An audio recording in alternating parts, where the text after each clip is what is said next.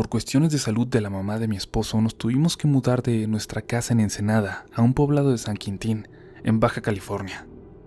En pocos años había muerto su esposo, luego el hijo que los cuidaba, y de repente la señora se quedó completamente solita allá, sin fuerzas para mantener su casa o los animales de granja que les ayudaban a mantenerse.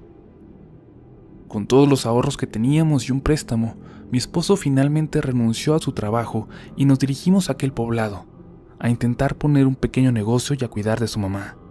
Siempre ha sido también como una madre para mí, así que estuve completamente de acuerdo. Yo me fui primero con ella, con mi bebé, mientras mi esposo terminaba de entregar nuestra casa en Ensenada y demás cuestiones necesarias para la mudanza. La señora me recibió muy bien, muy agradecida, y yo estaba contenta por ayudarla. Pero esa sensación de felicidad estaba por apagarse rápidamente. Había acabado mi segundo día ahí. Había atendido a los animales y estaba muy cansada. Me estaba preparando mentalmente para volver a hacerlo de nuevo al día siguiente. Estaba pensando que me tomaría unos días acostumbrarme.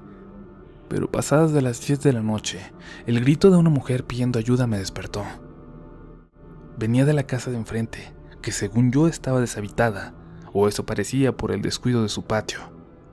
Me asomé por la ventana y esperé, para ver si no me estaba jugando una mala pasada mi imaginación. Pero escuché el grito de nuevo, y la voz de un hombre gritarle que se callara. No quise despertar a mi suegra, así que llamé a la policía.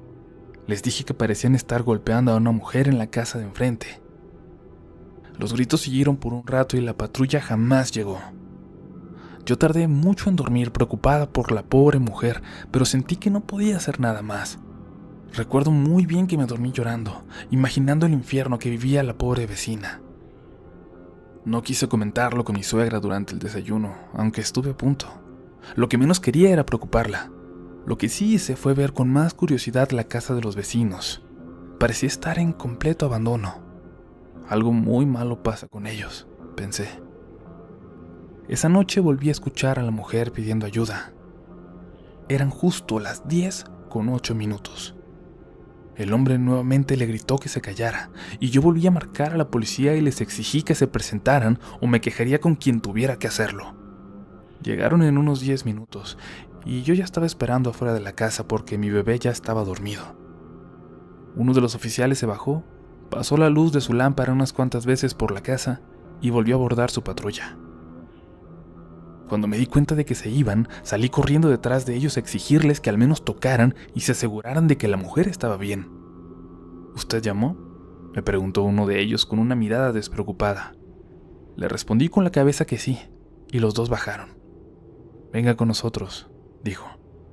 Nos acercamos a la entrada de la casa de los vecinos. El oficial forzó un poco la puerta de reja y se abrió. «Vamos a entrar a la casa solo para que usted se cerciore de lo que está pasando aquí». Yo no entendía lo que me acababa de decir, pero asentí. Entraron hasta el porche y me pidieron que me acercara. La puerta de la casa estaba cerrada, las ventanas llenas de polvo. Iluminaron hacia adentro y lo que vi fue una casa en total abandono, con unos cuantos muebles y en total oscuridad. Era evidente que hacía mucho tiempo que nadie vivía ahí. Les ofrecí una disculpa a los policías. Quizás me había equivocado, quizás venía de otra parte ese grito de ayuda. No se preocupe, señora. No es la primera persona que nos reporta esto. Cierre bien su ventana e intente dormir. Los policías se fueron y yo me quedé aún más confundida. Por la mañana tuve que comentarlo con mi suegra. Su historia, lo que me contó, me impactó por completo. Ella sabía muy bien de quién se trataba. En esa casa vivía un matrimonio con sus 2 hijos. El marido era regularmente una persona normal, pero cada que tomaba, afloraba su verdadera personalidad. Un ser violento con su esposa y con los niños. La mujer defendía a los pequeños y le tocaba ser quien absorbía la violencia de ese monstruo. Mi suegra dijo que llamó a la policía una vez, pero no acudieron. Cuando su marido, que en paz descanse mi suegro, se enteró, le dijo que no se metiera, que no les correspondía a ellos si eran problemas de pareja. Claro que no, interrumpía mi suegra. Ese tipo de violencia hay que denunciarla. Ser testigo sin hacer nada es como aceptarla. Yo lo sé, me respondió ella. Pero tu suegro era una persona criada en un rancho. Él jamás me hubiera hecho algo como eso, pero tenía estas ideas de que no había que meterse. Una noche, continuó, los dos escuchamos los gritos de ayuda. Eran tan horribles. Y los niños lloraban tanto que después de un rato pude convencer a mi esposo de que teníamos que llamar a alguien. Y eventualmente lo hicimos, pero era muy tarde. Cuando llegó la policía, la pobre chica ya había muerto de tantos golpes que recibió. Los niños lloraban fuera de sí. Al hombre no se le encontró, pero dicen algunos que lo vieron correr hacia el mar y meterse en él para nunca salir. Tu suegro nunca pudo superar ese arrepentimiento. Mermó su salud y sé que se llevó esa tristeza a la tumba. Yo también escucho esos gritos que has escuchado tú. Y creo que son para que pague mi pecado por no haber defendido a esas pobres criaturas. Las lágrimas en los ojos de mi suegra al contármelo fueron suficiente para creerle. Esa misma tarde puse unas veladoras en la entrada de la casa de enfrente y empecé a rezar un rosario junto a mi suegra todos los días. Los gritos se seguían escuchando, pero ya no todos los días.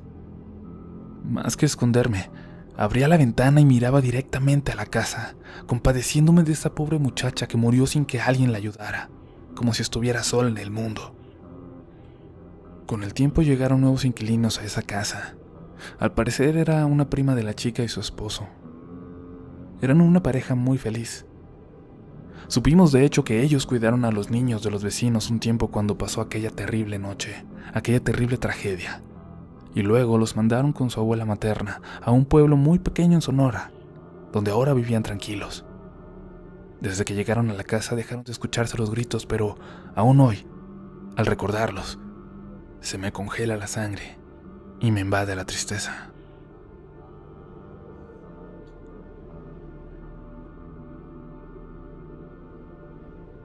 Vivo junto a mi hermano y mi madre en la colonia Guerrero de la Ciudad de México, a unos pasos de Tlatelolco.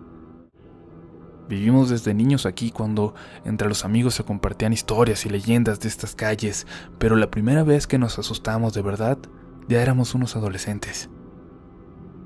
Habíamos ido a la fiesta de una amiga de mi mejor amigo, Pedro, que había sido justo en Tlatelolco, y regresábamos a casa pasada la 1 de la mañana. Una vez escuché a la Llorona por aquí, justo en la calle donde vamos a dar vuelta, dijo Pedro. Pensamos que bromeaba, pero continuó muy serio con su historia. Mi papá dice que la vio también. Él sí vivió toda su vida aquí. Yo solo la escuché esa vez. Se escuchaba cerca o lejos, porque dicen que cuando se escucha lejos es cuando más cerca está de ti, le dije. Se escuchaba como si estuviera justo al dar vuelta. La escuché más o menos cuando yo estaba justo aquí, dijo, dando unos pasos al frente. La escuché ahí, a la vuelta, pero solamente lloraba. No dijo, ¡ay, mis hijos! Solo era un llanto que retumbaba por toda la calle, por todas las paredes, que se te metía en el pecho. Por eso supe que no era una mujer que necesitaba ayuda, así que corrí en dirección contraria y terminé rodeando varias cuadras. Nos reímos un poco de Pedro, aunque a él no le pareció gracioso, y continuamos caminando. La calle donde dijo escucharla era de verdad macabra, pero solo de noche por alguna razón. Y no hablo de la delincuencia. En esa calle se respira un aire diferente, frío, al pasar por ahí. Justo al día siguiente, como si supieran lo que nos habían platicado la noche anterior, doña Isabel, la señora de la tienda, nos vendió unas piezas de pan y un galón de leche para la cena, aunque estaba a punto de cerrar. Váyanse corriendo a casa, nos dijo, que en estos días he escuchado a la Llorona. De nuevo nos reímos, pero esta vez un poco más nerviosos. Mi hermano y yo nos volteamos a ver algo incrédulos por la coincidencia. ¿Usted ya la ha escuchado, doña Isabel? La he visto, nos dijo, muy seria. No de blanco como dicen, no es pálida. Es una visión horrible. Una mujer de negro, pelo largo que se confunde con su vestido y con la cara espantosa, como si le hubieran arrancado la piel. La vi pasar flotando como a medio metro del piso y desapareció. Luego vi la figura aparecer a lo lejos de nuevo. Vayan con cuidado a casa, que ya es tarde para estar afuera en noches como esta. Algo nerviosos caminamos, pero terminamos por reír de nuevo, sin tomar en serio las historias de una señora tan mayor, o al menos eso queríamos hacer. Cenamos y nos fuimos a dormir. Recuerdo que esa noche escuchamos la mano peluda. Recuerdo bien, hasta que me quedé dormido. Lo siguiente que recuerdo es a mi hermano despertándome. Me sacudió violentamente y cuando abrí los ojos noté su cara de susto. ¿Qué pasa?, le pregunté. Escucha. Y entonces, lo recuerdo perfecto, un llanto de algo que no era una mujer, que se escuchaba en la calle, cada vez más fuerte, como si fuera acercándose. Un llanto que se sentía hasta en la casa, en el piso, en la cama donde yo estaba acostado. Me levanté y fuimos hacia la ventana. Se alcanza a ver apenas un pedazo de la calle desde nuestra ventana, y el llanto se acercaba, y se acercaba. Creo que apenas vi algo asomar, una silueta, cuando cerré la cortina y di 2 pasos hacia atrás. El llanto se escuchó tan fuerte y no se movió. Como si eso que lo estaba haciendo estuviera parado justo frente a la casa. Le pedí a mi hermano que se acostara y a pesar de que ya no era ningún niño, lo vi taparse la cabeza con la cobija. Yo me acosté solo mirando a la ventana y siento que no pude ni parpadear, hasta que el llanto comenzó a alejarse de nuevo. Minutos más tarde escuchamos la puerta del cuarto abrirse. Era mi mamá, como revisando que estuviéramos bien. No volvimos a comentar nada al respecto, ni cuando más personas de la zona nos hablan de que ellos también la han visto. Esta es la primera vez que lo hago. Ni siquiera se lo hemos contado a mi mamá.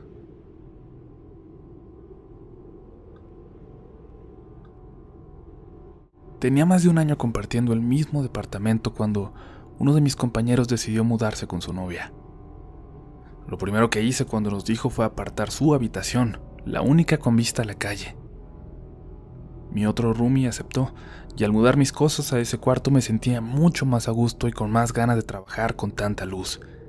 Y es que si trabajas desde casa como yo, es difícil hacerlo en una habitación cuya única ventana solo tiene vista al estacionamiento. Este edificio en donde vivo, en una calle de la colonia Cuauhtémoc de la Ciudad de México, totalmente gentrificada, tenía la peculiaridad de estar frente a una de las últimas casas de por ahí.